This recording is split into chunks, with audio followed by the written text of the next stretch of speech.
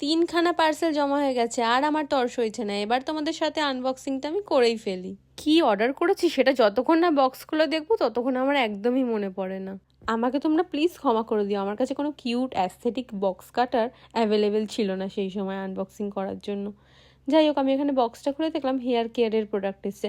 তখনই আমি বুঝে গেছি আজকে একটাও স্কিন কেয়ারের জিনিস আসেনি। কার্লাপের জিনিস তো আমি অনেকদিন ধরে ব্যবহার করি বলাটা ভুল হবে। আমার আগে কিন্তু একদম কার্লি চুল ছিল।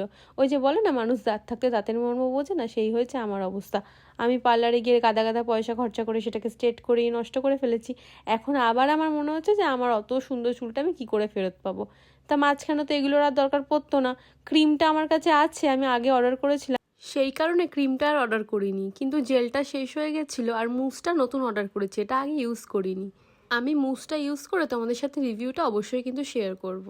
তোমাদের যাদের যাদের কার্লি বা ওয়েভি হেয়ার তারা কিন্তু কার্লাপের প্রোডাক্টগুলো অবশ্যই ইউজ করতে পারো। এগুলো অনেকটাই ফ্রিজ কন্ট্রোল করে। আর মুজের কোয়ালিটিটা তো তোমরা দেখেই নিলে, পুরো যেরকম ফেস ওয়াশগুলো হয় ওরকম। তারপরে অ্যামাজনের পার্সেলটা খুলতে দেখলাম একটা চিরুনি এসছে। যাদের যাদের কার্লি চুল তাদের সবাইকেই একটা প্রবলেম ফেস করতে হয়, সেটা হলো চুল ওঠা। মানে কোম করলেই প্রচুর পরিমাণে চুল ওঠে। সেই কারণেই আমি এই কোমটা অর্ডার করেছিলাম। এইটা কিন্তু একদমই কার্লি হেয়ারের জন্য। আর আমাদের সব থেকে বড় ভুলটা হলো রোজ চুল আঁচড়ানো। যাদের কার্লি হেয়ার তাদের কিন্তু রোজ চুল আঁচড়ানো একদমই উচিত না। যখন তোমরা শ্যাম্পু করবে তারপর কোনো কন্ডিশনার বা হেয়ার মাস্ক লাগিয়ে তখনই তোমরা চুলটাকে ডিট্যাঙ্গেল করে নেবে। তখন দেখবে এতটা পরিমাণে চুল উঠবে না।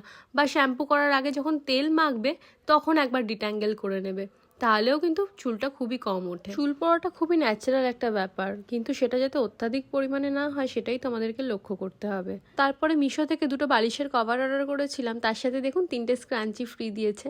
আমরা কিন্তু ন্যাচারালি সুতির কাভারটাকেই প্রেফার করি, এটা কিন্তু আমাদের হেয়ারের জন্য একদমই ভালো না। তাই আমি এখানে স্যাটিন কাপড়ের কভার ইউজ করেছিলাম। তোমরা মিশোতে, অ্যামাজন, ফ্লিপকার্টে সার্চ করলে অ্যারাউন্ড 200-250 টাকার মধ্যে এগুলো পেয়ে যাবে। বিড়াল বাচ্চাগুলো এত দুষ্টু হয়েছে যে ভিডিও করছি সেখানেও এসে আমাকে ডিস্টার্ব করছে। ওই যে বলেছিলাম না ক্রিমটা আমার আগে থেকে অর্ডার করেছিল, এই ক্রিমটাও কিন্তু ভীষণ ভালো। স্টেপ বাই স্টেপ কার্লি হেয়ারের টিউটোরিয়াল চাইলে আমাকে কিন্তু অবশ্যই কমেন্টে জানিও। টাটা।